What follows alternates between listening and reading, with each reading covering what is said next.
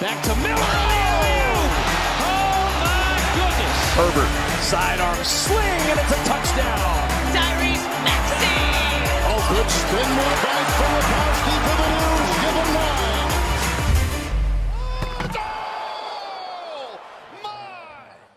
Hello, everybody, and welcome back to another episode of the Beef Upfront podcast here on Pig Swap Media. The show's Ryan Coyle. Wrapping up today, the NFC North portion of our NFL divisional preview series. Have gone through my first place team, the Detroit Lions, second place team, Minnesota Vikings, third place team, Chicago Bears, and today we will be doing our fourth place team.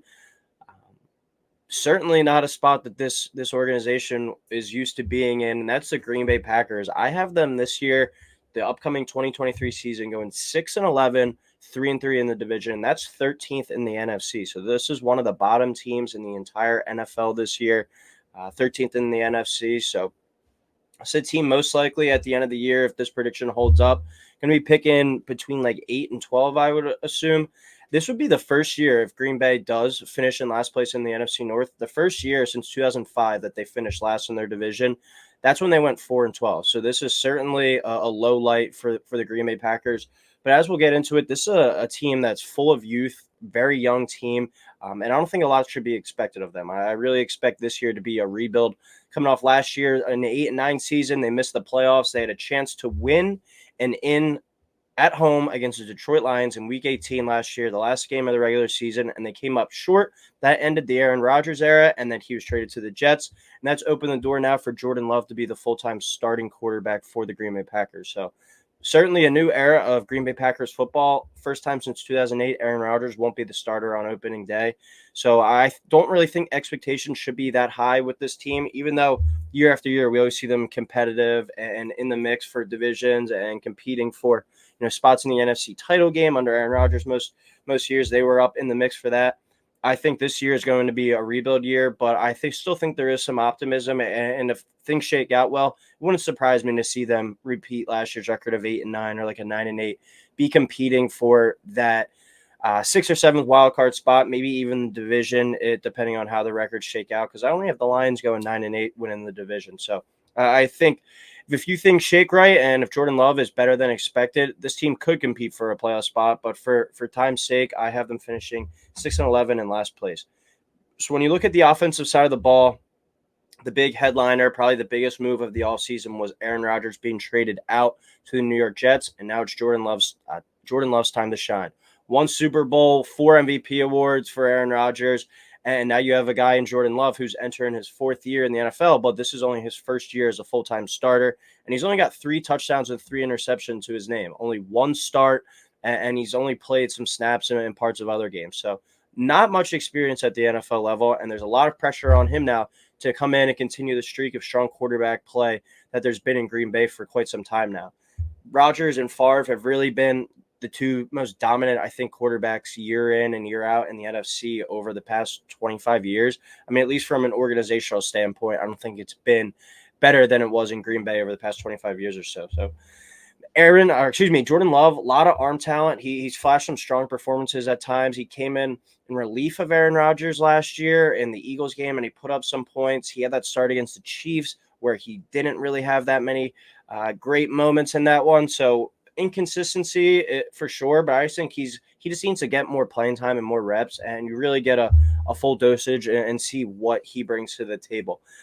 But when you look at the pass catchers on this team, I think this is the weakest this group has had to been since at least back in like 2000. You think of Green Bay, they've had so many good receivers over the years. Donald Driver, Greg Jennings, James Jones, Jordy Nelson, Devontae Adams, Randall Cobb. This team is really young at the position, and while it has some potential, it certainly has some room for improvement as well. Christian Watson, rookie last year at North Dakota State, had a really strong second half to his rookie year, and he looks like he could be a future star, has got some game-changing type speed. But he's coming in now with Jordan Love opposed to Aaron Rodgers. And then you have on the other parts of the depth chart, the other 2 guys that look like slotted in to start is Romeo Doubs out of Nevada, I believe, last year. He's entering only his 2nd year. He had some flashes last year, but once again, no Aaron Rodgers. Jordan Love's in. And then Jaden Reed, a rookie out of Michigan State, looks to be the guy in the slot. So 3 really young and unproven guys, 2 guys entering year 2, 1 guy entering his first year. But this could also be as I touched on at the beginning a little bit, a rebuild year and really see what we have out of this group. Can Jordan Love be the guy? Can he show enough progression to have enough faith in him to be the long-term quarterback in Green Bay? And same with his receivers, because if so, if Jordan Love's grown, so are these young receivers around him are going to grow as well. So I think we're hitting the reset button here in Green Bay on the offense, but I do think we could see a few, big time performances where they go out and they put up a splash 31, 35-point game, 40-point game. But then the next week they could be 10 points, 7 points. Jordan Love throwing multiple interceptions, a lot of mental mistakes on the offensive side of the ball. I think there's going to be a lot of growing pains with this group, but I think we could see some explosive weeks as well. Luke Musgrave and Tucker Kraft are the 1-2 punch at tight end on the depth chart, but those are both rookies. So once again, young guys, this is a team that I think could benefit from adding a veteran. If there's a receiver that is on a team that has a lot of depth, high-end talent, and he's a veteran guy that might be able to contribute on another team, and he finds his way to the waiver wire at final cuts, I think they could benefit from bringing one of those guys in, or by adding a potential veteran guy via trade as well. I just think there could be more of a guy that's like a voice of reason, just a more reliable veteran type guy. Doesn't have to be your number one player, but a solid number 3 or 4 receiver, or even like a longtime veteran tight end to just help out this young group of players and try and get them to get used to the NFL and kind of like a shoulder to lean on at certain times. The running game, though, is certainly the strength of this offense, and I think the 1-2 punch of A.J. Dillon and Aaron Jones, they're going to earn their money this year. I think they're going to be getting the football a lot. A.J. Dillon more that hammer type back, downhill guy, and then Aaron Jones is a bit of a Swiss Army knife, and I think he's going to be a really valuable asset in the passing game for Jordan Love this year. Being able to catch the ball and run routes out of the backfield, that's going to be much needed security blanket for this young quarterback with his lack of experience at his pass catcher spot. So I really like the running game. I think they're going to be used and counted on a lot this year. And then when you look at the offensive line, it's probably it's an above average group. It's not an elite unit, but somewhere between 10 to 14, I would probably put them in terms of the offensive line play. The left side is really strong if David Bakhtiari stays healthy. David Bakhtiari always seems to be banged up anymore. He hasn't played a full season since 2019. So if David Bakhtiari is able to play a full season and is fully healthy, that side of the offensive line could be really good with Jenkins at guard and then Josh Myers at center. That left side could be really good. Right side, a little bit more in question. It's a younger group with John Runyon at guard and Zach Tom at right tackle. Young guys got some potential, but still a little bit unproven. It just rounds out the entire theme of this Green Bay Packers offense, which is youth and inexperience this year. This is a team that's going to have, as I said, some really down moments, but some really high moments as well. And I think we will see a lot of potential, a lot of production out of them at times. But then their inexperience and their flaws and their youth is really what ultimately is going to hold them back at the end of the day. But I do expect this running game to be one of the better groups in the league. It's probably the best 1-2 combo in the NFL at the running back spot, I would say. Aaron Jones just able to really do it all out of the backfield, and then A.J. Dillon, one of the hardest downhill runners in this league. So expect some fireworks at times from the Green Bay Packers offense this year, but I'm also expecting a bunch of headaches as well, a bit of a roller coaster of emotions type season for this Green Bay Packers offense. When you transition over to the defensive side of the ball, it's a unit that I'm a little bit more optimistic about.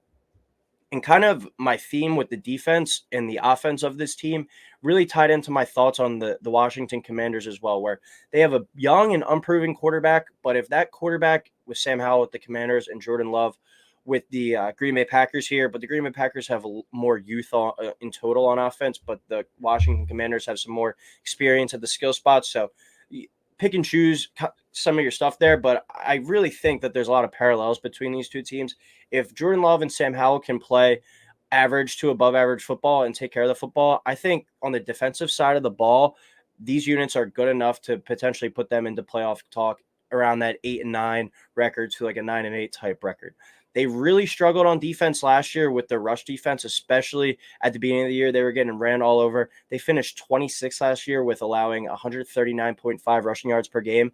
But they have a lot of talent up front, and I expect this defense to be a lot better and more improved this year. In the front seven, got big name guys like Kenny Clark and Devondre Campbell. Those are your veteran-type leaders. And then Devontae Wyatt, a nice up-and-coming player out of Georgia last year. And then Rashawn Gary, when healthy, he's been a future as well.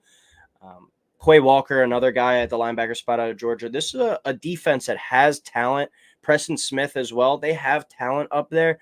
They just need to play better, and they really did play better over the second half of the year last year.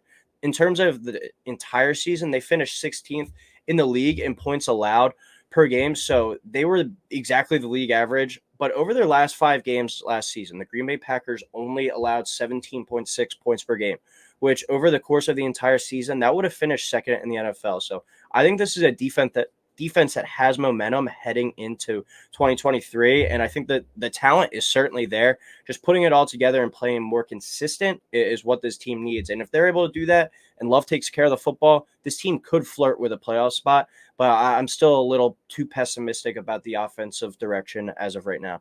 And then the secondary is pretty strong with this group too. I mean, they have 2 really good corners when healthy, and Jair Alexander and Eric Stokes, and then Russell Douglas came over from the Eagles, and I think he played some time with the Raiders as well. But he's a guy that was picked up off the waiver wire, and he was a ball hawk 2 years ago. He's shown some playmaking ability, a few flashes of being like a guy that's able to turn the football over, and that skill and that asset is warranted on every defense. So this is a nice group of corners, and I really like Darnell Savage at safety as well. Rudy Ford slotted in as the other safety right now, which is a bit of a question mark. But I think that's one safety spot that you can get away with. Across the board, this defense is really loaded with talent, and I think that they could be a top 10 unit this year, especially carrying over that momentum from last year. Like I said, only allowed 17.6 points per game over their last 5. You equate that to the entire season. I think the San Francisco 49ers were in first with only 17.2 points per game. So I think we could see entirely from this team a lot of heavy ground game, in the rushing attack, a lot of play action, and just trying to minimize the mistakes that Jordan Love can make and kind of bank on this defense to be the driving force for this team this season. My coach grade, I'm going to give Matt LaFleur a B+. He's 47-19 in the regular season and 4 years as a head coach. Last year was the first year he didn't win 13 games when he only won 9. He won 13 games in each of his first 3 seasons. So has struggled to get over that hump in the secondary, but now we're entering a new era with all this youth that we've touched on the offensive side, and no more Aaron Rodgers there and Jordan Love with the keys now. So let's see what Matt LaFleur is without Aaron Rodgers, and now the second year without Devontae Adams, but still one of the top definitely 12 coaches in the NFL. My breakout player for this Packers team, I'm going to go with tight end Luke Musgrave, the rookie out of Oregon State. He's going to have a lot of opportunity, as we've touched on. Christian Watson's the main option in the passing game right now, but this is a team with unproven guys behind him. I think that's going to open up a lot of opportunity for Luke Musgrave. He was talked about as a big-time sleeper, where they didn't really feature him that much at Oregon State. Oregon State not known for their great quarterback play last year, and Musgrave was kind of forced into more of a secondary backseat type role. I think he could really explode onto the scene and see if Matt LaFleur and Jordan Love can get the most out of him. So watch out for him, maybe as like a potential dark horse in your fantasy drafts as well. And then 2 games to watch for this Green Bay Packers team. We're going to go week 4 at home versus the Lions on Thursday Night Football. Not that many primetime games this year with the expectations of a step backwards, but that's kind of a revenge game there. The Packers had the chance to go to the playoffs last year, and the Lions were able to beat them at Lambeau Field. So I think that's one that they'll have circled on the calendar in a primetime national TV game. And then week 18, the last game of the season versus the Bears. I have the Bears going 8-9 this year, I believe. The Packers 6-11. So if things shake out and they're both kind of hovering around 8-8 heading into that last game, like the 7th seed or potentially even the division title could be on the line. So I think, especially with one of the better rivalries in the NFL, if it gets down to it at the end and that game's for a playoff spot, which I think it does have a potential chance to be, depending on how the quarterbacks shake out and some of the defensive improvements from these teams, I think that could be one of the games to watch on the schedule for the Green Bay Packers. So that wraps up the NFC North part of our NFL Divisional Series preview. We'll be hitting the South next, then the West, and then we'll be heading in over to the AFC as well. But make sure to stay tuned. We'll have you covered leading all the way up to the season, a little less than a month away from kickoff now. So as always, thank you everyone for listening. Please like, subscribe, and we'll talk soon.